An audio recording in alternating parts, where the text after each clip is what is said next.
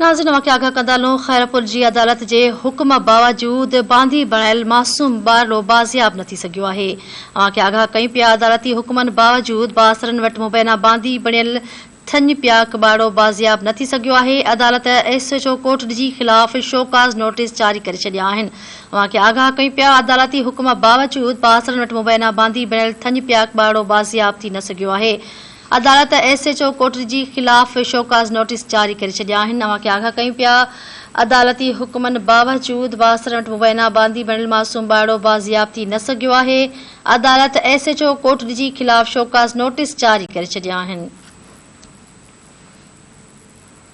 वाक़िया आगाह कई पिया अदालती हुक्म बावजूद मासूम ॿारड़ो बाज़ियाब न थी सघियो आहे। अवांखे अहम ख़बर ॾेई रहिया आहियूं खैरपुर खां। खैरपुर जे अदालती हुक्मनि बावजूद बासरनि वटि मुबैना बांदी बणियल थञ प्याक मासूम ॿारड़ो बाज़ियाब न थी सघियो आहे। अदालत SHO कोर्ट जी ख़िलाफ़ शोकाज़ नोटिस जारी करे छॾिया आहिनि।